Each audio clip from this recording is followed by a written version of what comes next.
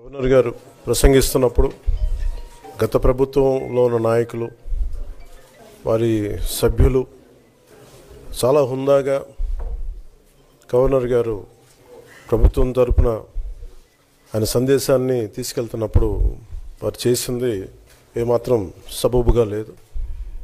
Governor గారు గత నెల రోజులుగా ఆయన ఆరోగ్య పరిస్థితి బాగా లేకపోయినా కానీ కంటిన్యూస్గా తీవ్ర జ్వరంతో బాధపడుతున్నప్పటికీ కూడా ఆయన ప్రత్యేకించి వచ్చి ఆయన ఈ రోజుని చాలా ఘనంగా చాలా బలంగా ఈ మెసేజ్ని ఇచ్చినందుకు ముందుగా గవర్నర్ గారికి మా ప్రత్యేక ధన్యవాదాలు.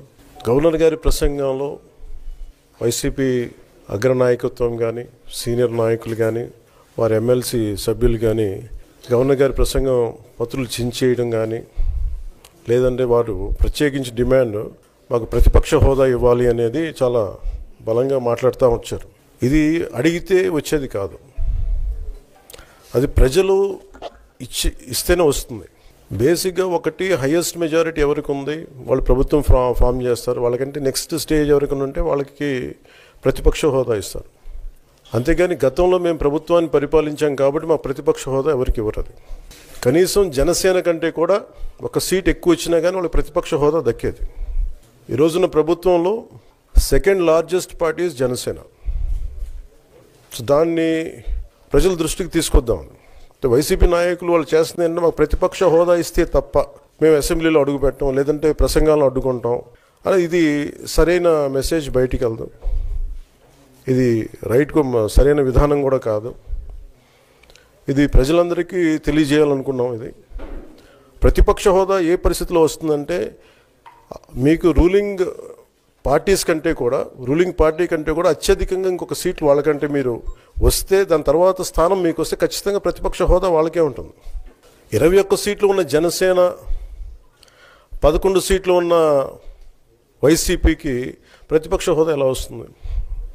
మేము వస్తే తప్ప మేము అసెంబ్లీకి రాము, ఇలా గవర్నర్ ప్రసంగాలను అడ్డుకుంటాం అనేది ఇది సరైనది కాదు. ఇది ప్రజలందరికీ కూడా తెలియచేస్తున్నాం ఈ సందర్భంలో.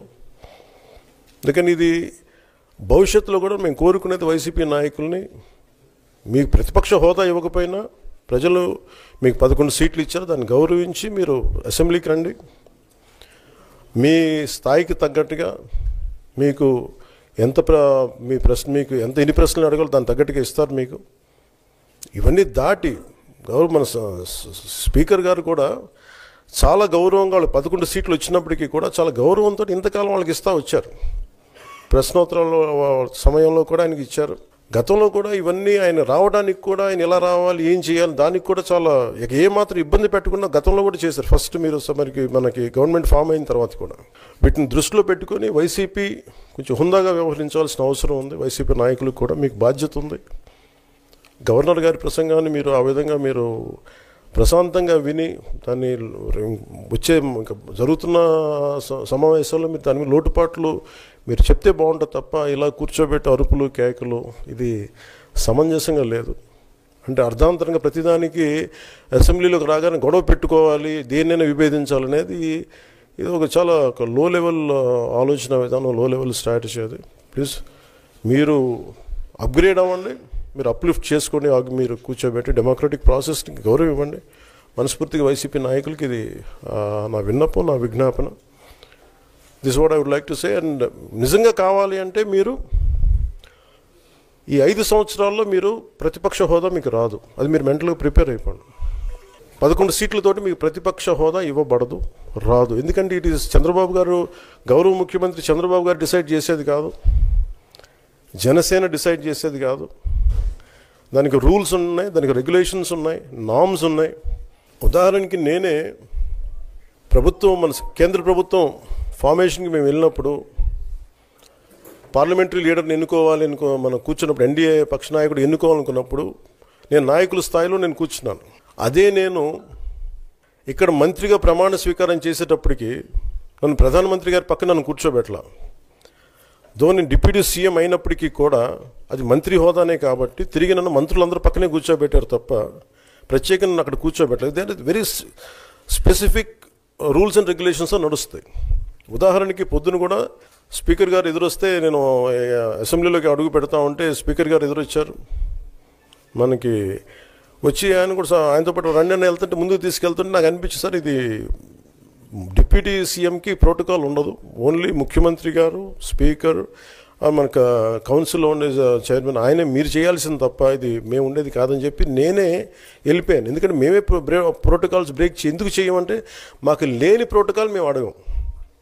అలాగే వైసీపీ నాయకత్వం కూడా గుర్తించాల్సింది ఇది మీకు హోదా ఇవ్వబడదు. ఇది చంద్రబాబు గారు ఆప్ చేస్తేనే కాదు, ఇది ఎవరు ఆప్ చేసింది కాదు, మీకు ప్రజలు మీకు ఇవ్వలేదు. మీకు అది మీరు దృష్టిలో పెట్టుకొని మీరు ప్రవర్తించాల్సింది మనస్ఫూర్తిగా నేను వారిని కోరుకున్నాను. అంతేగాని వారిని ఎక్కడ అవమానం పరచాలని కానీ వారిని తగ్గించాలని కానీ లేదు. 175 సీట్లు కేవలం పాపం 11 సీట్లు ఇచ్చారు వాళ్ళకి. ఆ దృష్టిలో పెట్టుకొని ప్రవర్తించవలసిందిగా మనస్ఫూర్తిగా వారికి కోరుకుంటూ మీకు తెలియజేసుకున్నాం.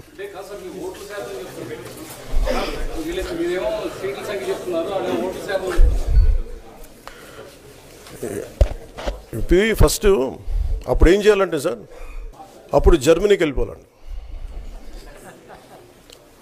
ఇప్పుడు జర్మనీలో ఏంటంటేనండి, నేను జర్మనీ రిజల్ట్స్ కూడా ఇది వచ్చినాయి చూస్తా ఉన్నాను. ఎలక్షన్స్లో 25% వచ్చిన హైయెస్ట్ పర్సంటేజ్ ఆఫ్ వచ్చిన ఓటుకి ఇన్ని ఎంపీస్, ఇంత అసెంబ్లీ స్థానాలు ఉంటాయి వాళ్ళకి. 5% మించి తక్కువ వస్తే 5% ఓట్లు మిగతా వాళ్ళు పంచుకుంటారు. మనకు అలాంటి బెనిఫిట్ మనకు లేదు కాబట్టి మన రాజ్యాంగంలో లేదు. వాళ్ళు మంకు పట్టు పడితే they are free to go to Germany. Thank you. And ఈరోజు ప్రతి ఒక్కరూ మాట్లాడుతున్నారు తెలుగుదేశంలోనూ, ముఖ్యంగా పవన్ కళ్యాణ్ గారు, మేధావి గారు మాట్లాడుతుంటారు, సనాతన యోధుడు.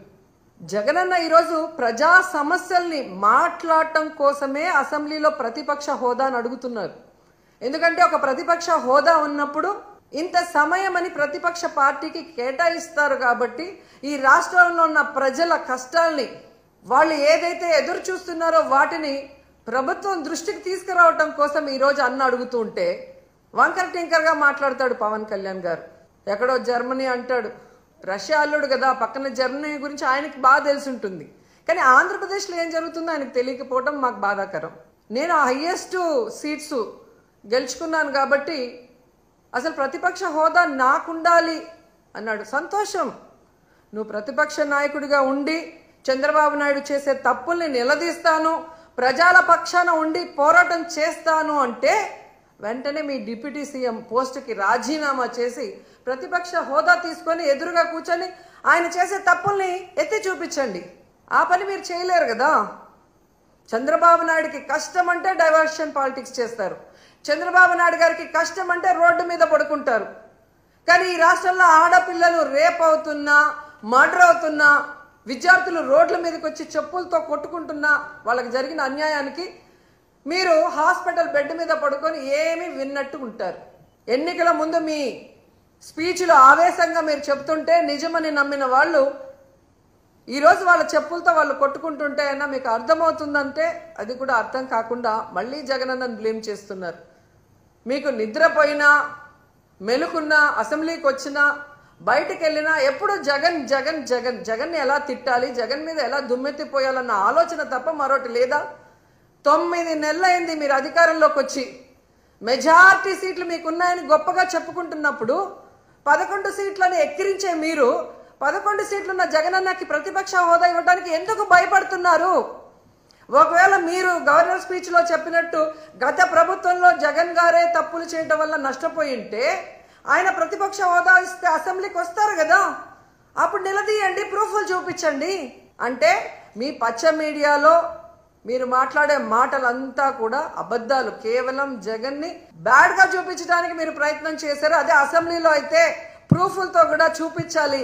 అక్కడ జగన్ ఎంత మంచివాడు, ఈ రాష్ట్రాన్ని ఎంత అభివృద్ధి చేశాడు, ఈ రాష్ట్ర ప్రజలకు ఎంత వెల్ఫేర్ చేశాడు, ఎంత డెవలప్మెంట్ చేశాడో చెప్పాల్సి వస్తుంది. కాబట్టే ఈరోజు మీరు ఆయనకు ప్రతిపక్ష హోదా ఇవ్వడానికి నిరాకరిస్తూ మేకపోతు గాంభీర్యాన్ని ప్రదర్శిస్తున్నారు అనటంలో ఎటువంటి సందేహం లేదని కూడా ఈ సందర్భంగా తెలియజేసుకుంటున్నా.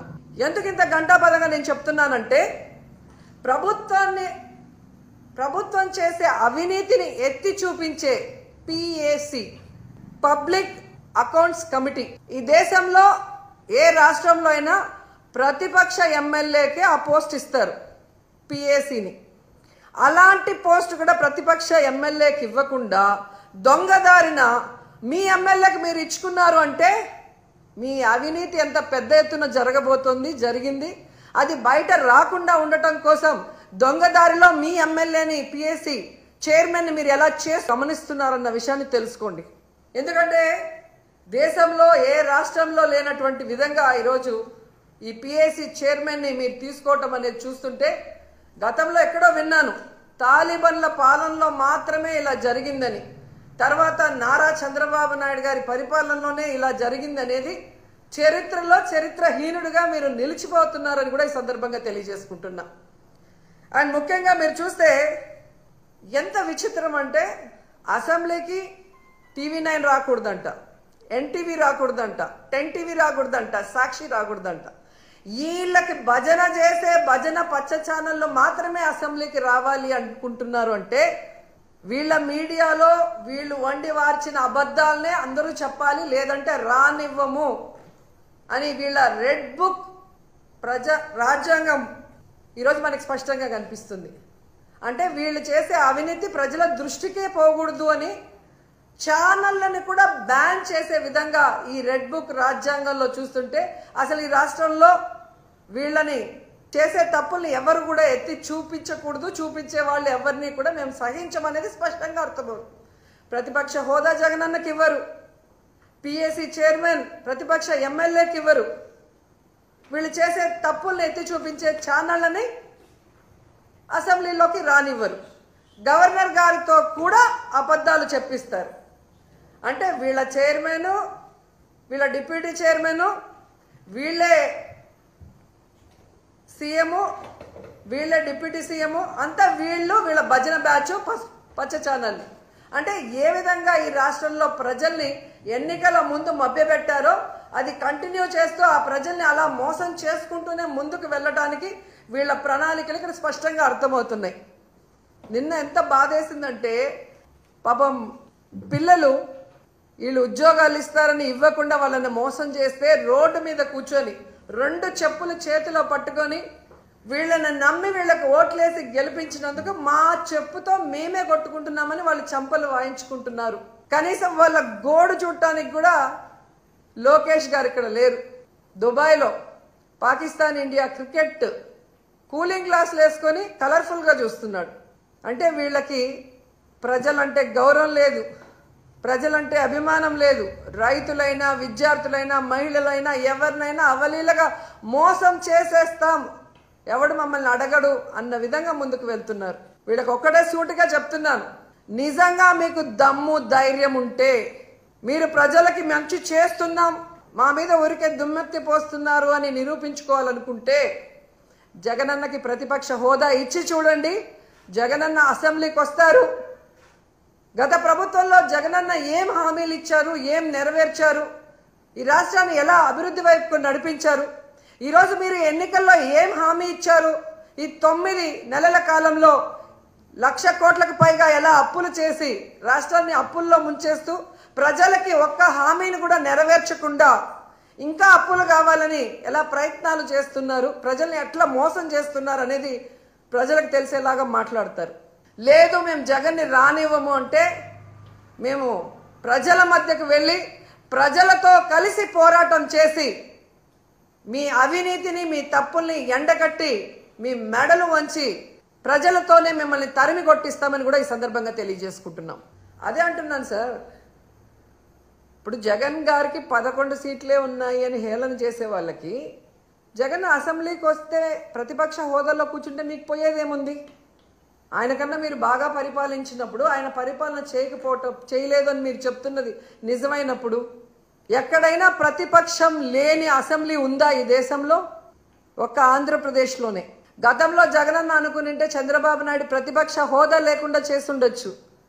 కానీ ప్రజాస్వామ్యాన్ని గౌరవించే వ్యక్తిగా జగనన్న ఆ రోజు చంద్రబాబు నాయుడిని ప్రతిపక్ష హోదాతో కంటిన్యూ చేశారు. వీళ్ళు చేసే నీతిమాలిన రాజకీయాలు ఆ రోజు చేస్తుంటే ఆయనకు ప్రతిపక్ష హోదా ఉండేది కాదు. ఎందుకంటే ఏ రాష్ట్రంలో అయినా ఒక ప్రతిపక్ష పార్టీ ఉండాలి, అధికార పార్టీ ఏదైనా తప్పులు చేస్తే అవి ఎత్తి చూపించాలి, నిలదీయాలి, వాటిని అధికార పార్టీ సరిదిద్దుకొని ప్రజలకి అండగా నిలబడాలి. దీనికే అసెంబ్లీ అనేది ఉంది. అంతేగాని ప్రజల్ని మోసం చేస్తాం, మాకు నచ్చినట్లు మేము ఈ రాష్ట్రాన్ని అప్పుల పాలు చేస్తాం, మా మీద ఎవరు మాట్లాడినా వాళ్ళని అరెస్ట్ చేసి దొంగ కేసులు పెట్టి లోపల పెడతామంటే ఎక్కువ రోజులు అవి జరగవు. ఎందుకంటే మీరు ఒకే విషయం చూడండి, మిర్చి రైతులు నష్టపోతున్నారు మద్దతు ధర లేక. ఎవరు వెళ్ళారండి అక్కడికి? జగన్మోహన్ రెడ్డి గారు వెళ్ళారు. జగనన్న వెళ్ళి నిలదీసిన తర్వాతే ప్రభుత్వం కదిలింది. ప్రభుత్వానికి బాధ్యత లేదా? వాళ్ళకు మద్దతు ధర ఇవ్వాలి, పెట్టుబడి సాయం చేయాలి అన్న ఇంగిత జ్ఞానం చంద్రబాబు నాయుడికి పవన్ కళ్యాణ్కి లేదని నేను అడుగుతున్నాను. మొదటిసారి ముఖ్యమంత్రి అయిన జగనే అంత చక్కగా రైతు భరోసా ఇస్తూ మద్దతు ధర ఇస్తూ ఎక్కడైనా కరువు కానీ లేదా అధిక వర్షాలు కానీ లేదా తుఫాను కానీ వస్తే ఏ విధంగా కాపాడాడు వితిన్ 24 అవర్స్లో అనేది మీరు ఒకసారి రికార్డ్ చూడండి. మరి మొదటిసారి ముఖ్యమంత్రి అయిన జగనన్న చేయగలిగినప్పుడు నాలుగోసారి ముఖ్యమంత్రి అయిన నీకు 30 years ఇండస్ట్రీ 40 years అని గొప్పలు చెప్పుకునే చంద్రబాబు నాయుడు ఎందుకు చేయలేకపోతున్నాడు? మూలనున్న ముసలమ్మ కూడా బటన్ నొక్కుతుందనే, నువ్వు కూడా ముసలోడివే కదా, నొక్కేది బటను, ఎందుకు నొక్కలేకపోతున్నావు? జగనన్నని హేళనగా మాట్లాడటం కాదు, జగనన్నలాగా ఒక్క సంవత్సరం పరిపాలించి చూడు, తెలుస్తుంది.